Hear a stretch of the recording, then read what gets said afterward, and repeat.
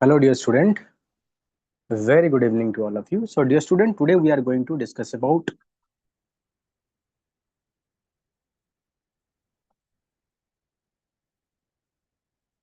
Hello, dear student. Please confirm whether my voice is audible or not. Everything is okay or not, so that we will start our session in a very smooth way. Hello, dear student. Very good. So, dear student, today we are. Yes, everything is okay. Just a second.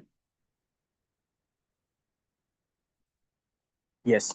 So, dear student, once again, very good evening to all of you. So, dear student, here we are going to discuss about all the 5-year OPSC previous year analysis with the detailed analysis. Here you will get not only the answer about all the detailed linkage, so that it is going to be helpful for your revision of your prelims, and it is very helpful for your prelims examination. So already after this discussion, I will upload this PDF in our Telegram group. From there you can get it. Okay. So it's currently in editing stage. Once everything is complete, I'll put that single doc in our Telegram. You can get it. Okay. So dear student, we'll see from question number 62, question number 61 to question number 880 today. So let's start. So first important question of the day: India borrow the idea of. So India borrow the idea of directive principle of state policy from which constitution? So I think if you look into the the previous year question, you will find that they're asking a repeated question from the DPSP. So repeated question they're asking, not one question. In last 2 to 3 days, we have seen 4 or 5 questions they have asked from the from which sources we have borrowed the constitution, from which DPSP we have borrowed from which constitution. So dear student, please confirm whether my audio, video, everything is okay or not, so that we can start our session in a very smooth way. So please keep informing me. So India borrowed the idea of directive principle of state policy from which constitution? So we have borrowed it from the Irish constitution. From Weimar constitution, we have borrowed from the suspension of fundamental right during emergency. From South Africa, we have seen yesterday what we have borrowed: the concurrent list system, and the amendment of the constitution we have borrowed. Okay. So the India borrowed the principle of directive principle of state policy, or DPSP, from Constitution of Ireland in 1937, also known as Irish Free State. So Irish Constitution is called DPSP. So the B.R. Ambedkar and Constitutional Assembly adopted this from the in our Indian Constitution. So this idea provides socio-economic justice. So fundamental right provide for the political justice now,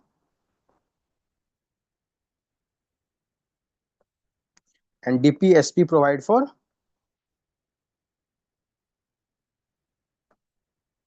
So both fundamental right and DPSP try to promote socio-economic and political justice. Okay?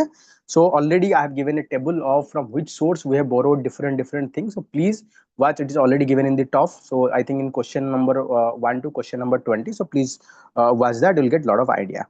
So which of the following statement the fundamental duty? So are defined as a moral obligation of all the citizens. Yes, fundamental duties are moral obligation that is imposed on us, so that we can behave in a very responsible way. They are not enforceable in a court. Yes, this is also correct. So it is correct. It is also correct. So they are adopted to the constitution through 44th Constitutional Amendment Act. No, it is added to our constitution through 42nd Constitutional Amendment Act. It is added in 42nd Constitutional Amendment Act, not 44th. So answer is wrong now. So 11 fundamental duties were added in part 5th of constitution by 42nd Constitutional Amendment. No, it is 10 actually. So we have added 10 fundamental right, and in 86 Constitutional Amendment Act, we have added 11th fundamental duties of promotion of education among the children. Okay? So this 3 and 4 statement is wrong. Baki are wrong, and 1 and 2 are correct. So answer will be 1 and 2. So answer. So here in OPSC the answer key is given wrong. So you can see first statement is right, second is right, third is wrong, and fourth is wrong. Okay. चलिए, so next question I have already given you fundamental duty, list of the fundamental duty that is mentioned in our constitution: to abide by the constitution and national idea and national and institution. So there can be a question, and there can give a list of things, and you can ask which of above are mentioned in our constitutions. Okay, so please read it very carefully, so that it is going to be helpful for your examinations. To abide by the constitution and respect its ideals and institutions. To respect the national flag, national anthem, to realize and follow the essential ideal of secularism, democracy, and non-violence, to preserve the culture and heritage, to protect sovereignty, unity, and integrity of the nations, to safeguard the public property, to defend the country even at the cost of your life, to protect natural resources, to avoid dowry, gambling, and other social evil. So strive towards excellence in the sphere where activity of the individual. So these are the few or all the fundamental duties that are mentioned in our constitution. So please read it very carefully so they can ask question on that. Okay, so you should be in a position to answer this question. Nah? So next is, which of the following statement in our constitution of India correct? So consider following statement in the constitution of India: bankruptcy and insolvency are mentioned in the union list. So this is wrong, because it is mentioned in the concurrent list. It is mentioned in the concurrent. So it is wrong. So trust and trustee also mentioned in the concurrent list. Wrong. So social security also in concurrent list. Yes, this statement is right. So capitation taxes are in the state list. Yes, this statement is also right. So answer is 3 and 4. So B is 3 and 4. Answer is that. So you can see about bankruptcy and insolvency. So bankruptcy and insolvency basically deals with if a company, let's say there is a company, so it is going on loss. So it is going on loss. So it can file the bankruptcy, cases, so that it can exit, and it can exit liquidated assets so that it can pay back their money they having due. So trust and trustee comes under the concurrent list. Social security and insurance also concurrent list. Capitation tax is a state list. Capitation tax is some sort of poll tax. That means all citizens pay some sort of tax. In that case, we can call this as a capitation tax. Okay. So next important question: which of the following statement respect of welfare state? So for a welfare state, which of the statement we have to consider? So first one is promote the political well-being of its citizens. So political well-being means what? Political well-being means participation of the politics, all these things. But I don't think this is what basic objective of a welfare state. Welfare state means welfare of the people, not the political welfare only. Na? So protect the social well-being of electorate. So electorate means those who only vote. So in that case, we cannot call it a welfare state. It should be protect everyone. It should be protect the children. Children are not giving vote. Still, we need protection of the children now, because those who are having more than 18 years, so they can give the votes. So that means we need to protect everyone. So it's based on the principle of equal opportunity. So it should be based on the principle of equal opportunity. This statement is right. And promote equal distribution of wealth. This statement is also right. So answer 3 and 4 is the correct. So answer is C. So the concept of welfare state is related to DPSP. The directive principle of M to realize high ideals of justice, liberty, equality, and fraternity as outlined in the preamble to the Constitution. They embody the concept of welfare state, M to secure equality of opportunity and equal distribution of wealth. Okay. So the welfare state seeks to establish economic, social democracy in country. Thus, option 3 and 4 are correct. Okay. So next, let's move to the next question. So consider the following statement in respect of fundamental right during time of emergency. So how the fundamental rights are impacting during the time of emergency. So during time of emergency, the enforcement of all fundamental right may be suspended. No, all fundamental right cannot be suspended. There are two fundamental rights that cannot be suspended. Article 21, right to life. So under any circumstances, any emergency, we cannot suspend the right to life and personal liberty. So then Article 22, so against arrested detention. So we need to protect that. So next is, there is a provision for moving court for enforcement of the. So there is a provision for moving to court for enforcement of the fundamental right. No, we cannot go to the court for enforcement of the fundamental right. So these two statements are wrong. So right to protection in respect of conviction of an offense cannot be suspended. Yes, this statement is right. Right to life and personal liberty cannot be suspended. Yes, this statement is also right. So these two fundamental rights cannot be suspended under any circumstances. This is what mentioned in our constitution. Okay. So answer is 3 and 4. So answer is 3 and 4. So dear student, I have given a list of a table. So read it very carefully. So article 358 and 359 during emergency. So article 358 provide for suspension of article 19. So article 19 and article 359 provide for suspension of all other article except 19, but it cannot suspend the article 21 and article 2022. Okay. So next is automatic suspension. So automatic suspension of article 19 as soon as emergency is declared. So the moment we declare the emergency on the ground of war and external aggression, automatically the article 19 having freedom of speech and expression automatically suspend. So now does not automatically suspend any fundamental right, only empower the president to suspend. So here it is giving power to the president. President can specify which of the following fundamental right we need to suspend. Okay. So type of emergency. So this can be only apply in case of emergency on the basis of war and external aggression, not on the armed rebellion. Okay. So operate both the external as well as internal emergency. Here it can operate either internal and external emergency. So duration. So suspend Article 19 the entire duration. That means 358 article. So it is giving, you can say, the moment there is a emergency on the basis of war and external aggression, automatically article 19 is suspended. It is suspended for the entire duration. There is no flexibility given to, in our constitution. So suspend the enforcement for a period specified by the president. So apart from that, article 359, it is giving a lot of flexibility. We can, suspend, we can make as per our requirement. Okay. So territorial extend to entire country. It may be, extend entire country or part of it as mentioned in the presidential order. Suspend article 19 completely. So does not empower suspension of article 20 and 21. So remember, it's 2021. So two article we cannot suspend. Rest it's not 22. It's 20 and 21.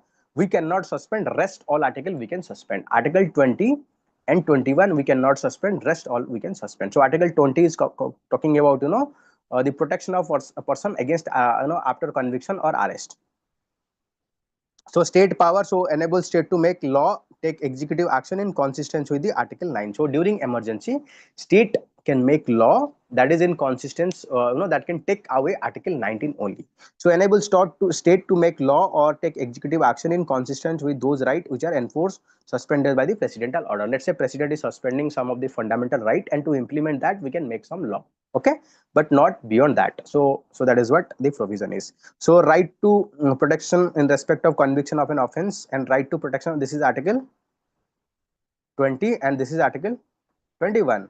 So during national emergency. So both are correct. Okay.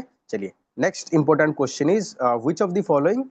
So dear student, everything is okay or not? So please confirm. My voice is audible. Everything is okay or not? So next is which of the following statement are not correct in respect of adjournment motion in the Lok Sabha. So adjournment motion, it is asking not correct. So whenever you find anything, so please mark it in a box. So its objective is to draw the attention of a house to a recent matter of urgent public importance. Yes, this statement is right. The adjournment motion basically wants to bring the attention of the house to a matter of urgent importance. Yes, this is right. So it required proper 7-day prior notice to the chair. No, it is not 7 days, it's 3 days notice we need. So this statement is wrong. So it will not disrupt the normal business of the house. No, it's an exceptional device. So the adjournment motion is an exceptional device. So whenever it is introduced, it disrupts the normal business of the house. So this statement is wrong. So it pinpoint the failure of the government in performance of its duty accordance with the constitution and law. Yes, it pinpoint for what purpose it is going to be introduced, and it criticize the government. It is mandatory on the part of chair to permit the motion. No, chair can reject also. So here you can see.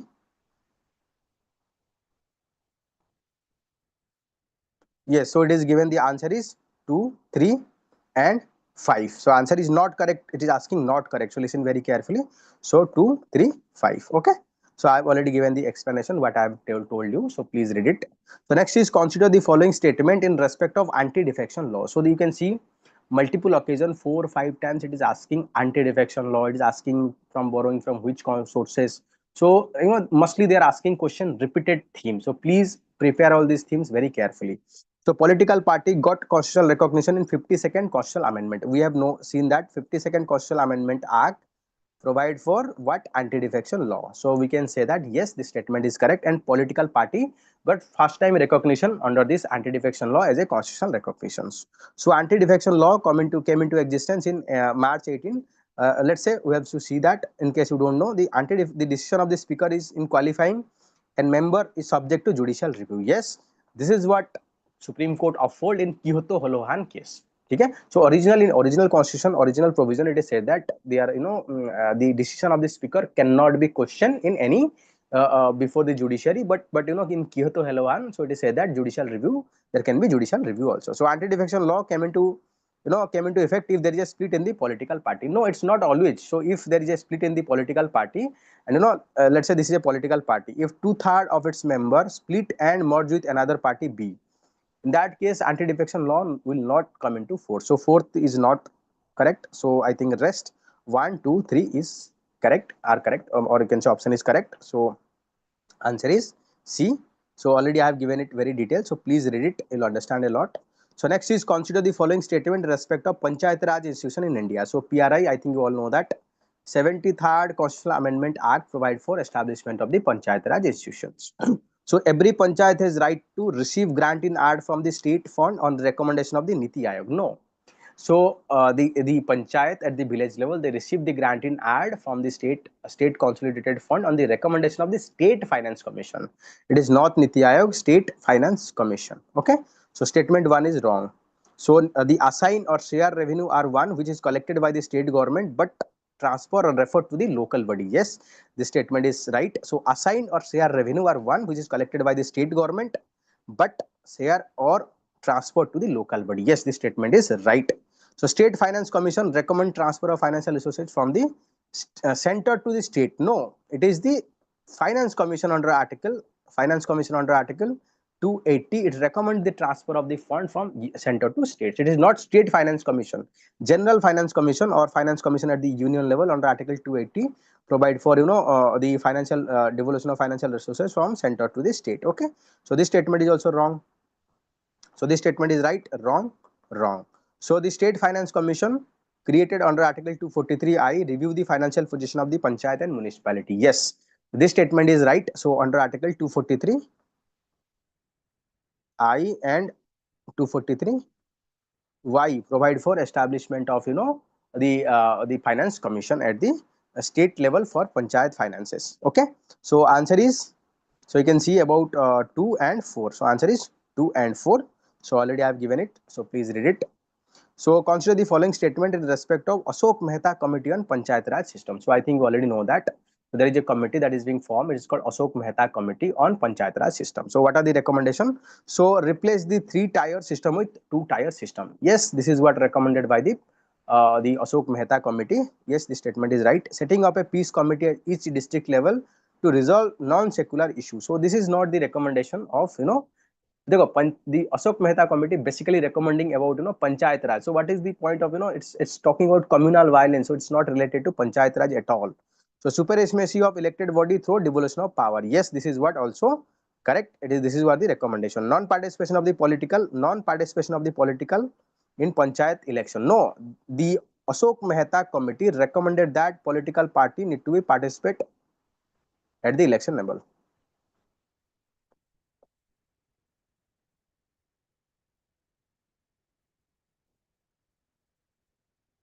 At PRI election.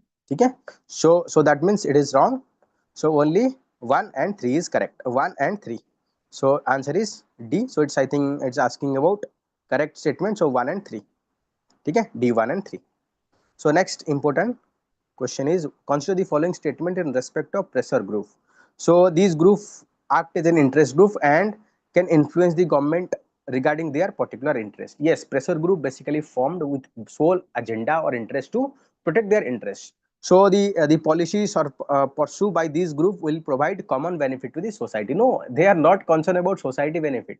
They are concerned about their self benefit. I think you know that FICCI, ASOCHAM, NASCOM. So they basically they are concerned about protecting their own interest. They are not concerning about protecting the interest of the society. So that is the reason this is wrong. This is right. So in order to influence the government, they required a number of members. No, they no need to require member, but they use some of the tactics like propaganda, electioneering, influencing government. Okay. Next is state center theory. Assume that this group do not have enough popular support. Yes, this statement is right. So the state center theory assume that this group do not have enough power, enough popular support. Yes, so that is the reason they are resorting some method to put pressure on the government. If they have the local popular support, what is the point using this pressure group na? So that is what also correct also. So answer is D 1 and 4. So next important news is who is the chairman of the State Finance State Commission for Backward Class in Odisha. So it is quite old. So you can just Google it and you will get the name of a the chairman of Odisha State Commission for Backward Class in Odisha. So I'm just giving a summary of it. It is established in 1993 under Odisha State Commission of Backward Class Act 1993. So amended in 2020. So legal basis where we have derived this power. We have derived this power from the the Mandal case. So Mandal case, I think you know that Mandal case. So chairperson should be a Supreme Court judges, member, one social scientist, and two backward class representative. So the member secretary, joint secretary rank officials. So tenure it is for 3 years. So this can be a very good question. So power.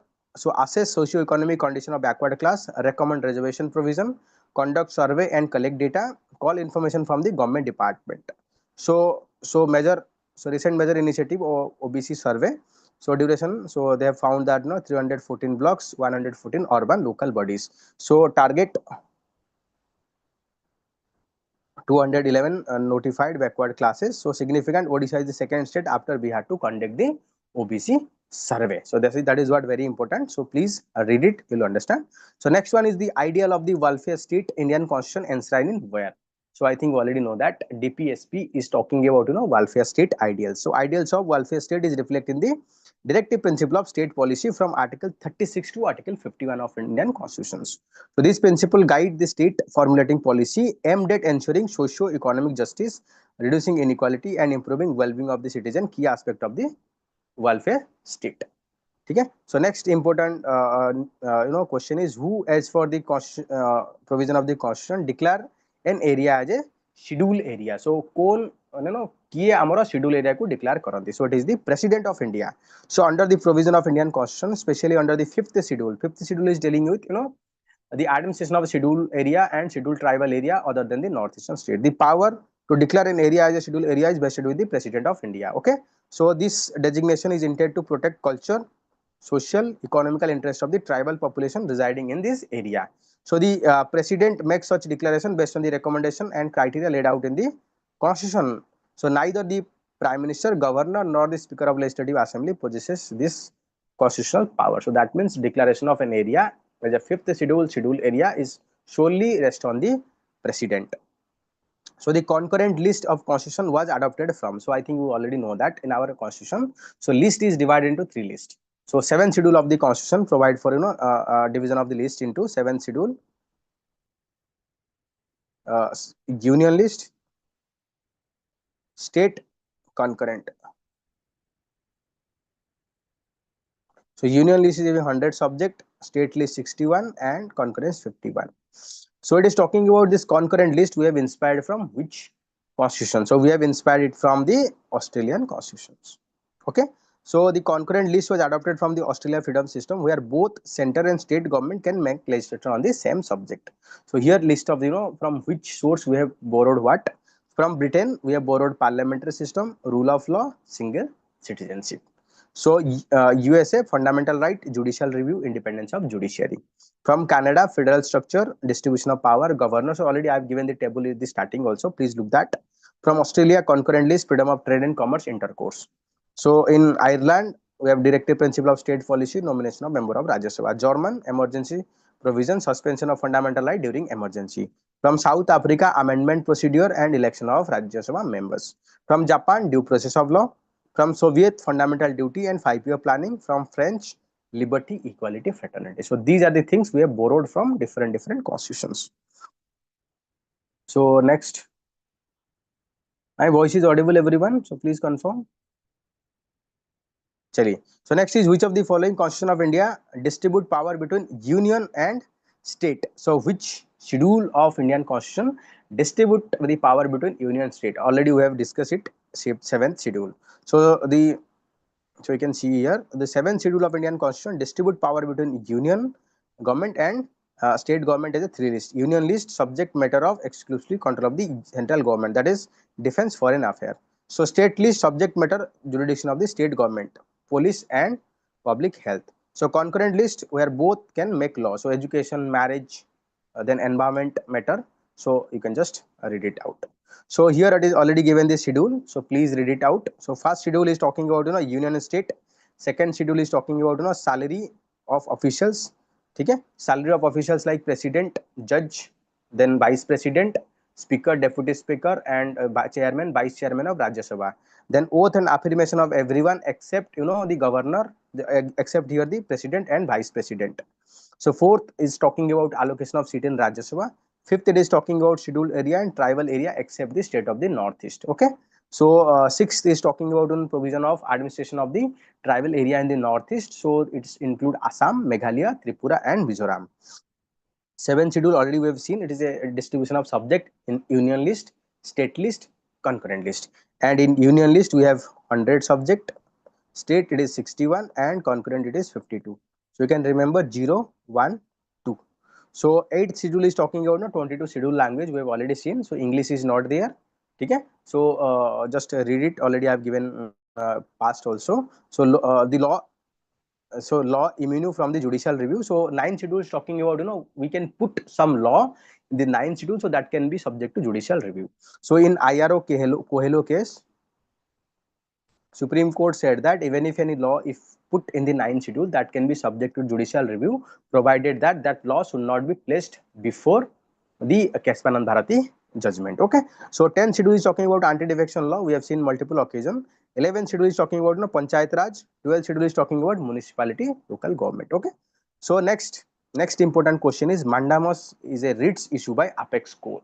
So mandamus is a writs that is being issued by the apex court. So we are going to see it. So asking in public officials or a statutory body to perform its duty. So inquire into the legally claim of any person of public office. Asking a persons to who has detained another person so against any lower court. So it is answer is A. Asking an public officials or authority to perform its duty, who is fails to perform its duty. So mandamus means command. Whenever a higher authority giving command to a lower authority who have failed to perform its duty to start performing its duty. Okay. So I've already given the writs in a very detailed way. So habeas corpus, so direct the release of a person detained unlawfully. So public authority or private individual. So lawful detention, so can't be issued against lawful detention proceeding. So next one is mandamus. Mandamus means we command. So this is a command that is given against the public body, corporation, inferior court, and tribunals. So quo warranto, and what authority you are occupying the office. So prohibition means lower court is prohibited from proceeding its judgment. So certiorari means to certify. So please read that writ. So it's very important for your examination, and it is only issue against which authority is already given.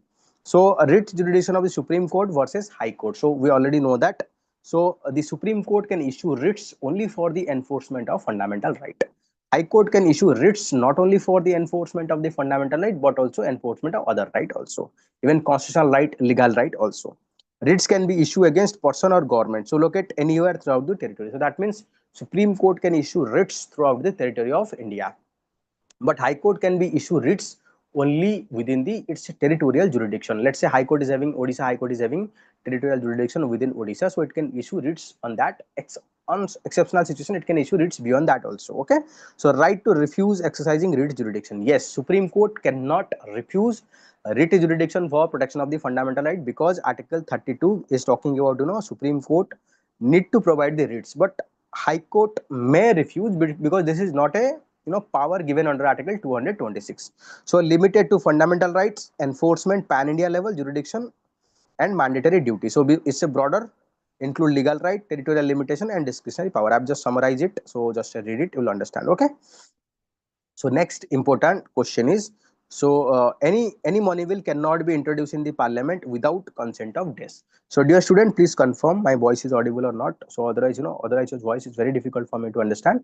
Chaliye. So first one is Prime Minister of India, Union Finance Ministry, Speaker of the Lok Sabha. Yes, so a money bill cannot be introduced without the consent of the Speaker of the Lok Sabha.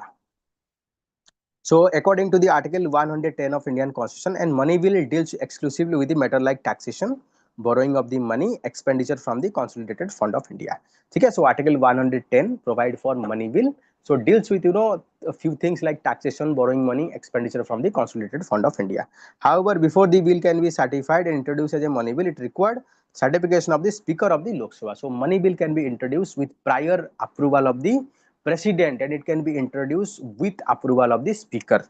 Only after Speaker declare a bill as a money bill, it can be introduced in Lok Sabha, not in Rajya Sabha. Only by a minister So that means money bill can be introduced only by the minister, not a private member. Okay.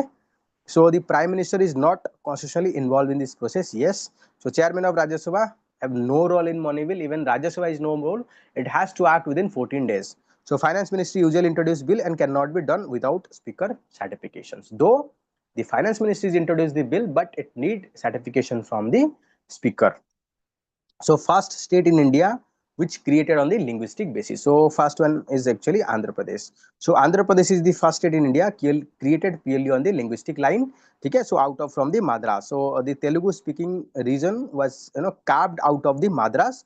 So following the intense agitation by the Pottu Siramalu, so led to the death and sparked widespread protest. So after that we have enacted State Reorganization Act. So that we have created linguistic state. So I have given the list. So Andhra Pradesh created 1956, Andhra Pradesh, then Kerala, then Karnataka, then Maharashtra, Gujarat, then Nagaland, then Punjab, Haryana, Himachal Pradesh, Meghalaya, then Manipur, Tripura, and Sikkim, then Mizoram, Arunachal Pradesh, Goa, Chhattisgarh, Uttarakhand, and Jharkhand and Telangana. So please read it out, and it is given a very sequence. So multiple occasion in UPSC also they ask they arrange the formation of the state. Okay, so first you can say first state is formed in Andhra Pradesh, then Kerala, Karnataka, then Maharashtra and Gujarat, then Nagaland, Punjab, Haryana, Himachal Pradesh. Then again you can go back to Northeast Meghalaya, Manipur, Tripura, MMT, then Sikkim, then Mizoram. So then Arunachal Pradesh, Goa. So I think you know that Chhattisgarh, Uttarakhand, and Jharkhand is formed in 2000. So and recently Telangana is last state. So we have created the Jammu Kashmir, but it is a UT, not a state, full-fledged state. Okay. So this is a given very good table. So please remember in this sequence. So there can be a good question directly they can ask from here. So this is what our objective. Our objective is here not only knowing the answer, to also link this question, so that if you are able to get 5-6 questions from this discussions, which is more than enough to clear this exam also. Na? So right to education for all between 6 to 14 age has been introduced as a fundamental right in which year? So I think you all know that. So the article, so article 21A called right to education was introduced through 86 Constitutional Amendment Act. 86 Constitutional Amendment Act in 2002. So right to education for children between the age of 6 to 14 was included in fundamental right under Article 21A of Indian Constitution through the 86 Constitutional Amendment Act in 2002. This made education a fundamental right for children in this age group. So the amendment was passed in 2002, but Right to Education Act, Right to Education Act, when we have enacted, it's 2009. Something is given in fundamental right, so it's given in fundamental right, and to implement that what we need a law. This law is passed in 2009, but amendment we have made in 2002. So dear student, this is all about the polity discussions today. So dear student, we are conducting this discussion around 8 p.m. daily basis. So please dear student, be ready, and if you find this discussion is helpful, please like, subscribe to this channel, and please do share this video with your friend, so that a lot of students can benefit. And dear student, whatever may be your feedback, if you like it, what you want, so everything, please comment in the comment box. So according to that, we'll modify and provide good content to you, which is going to be very helpful for your examinations. So we'll end here. Chaliye, bye bye. Take care. Good night.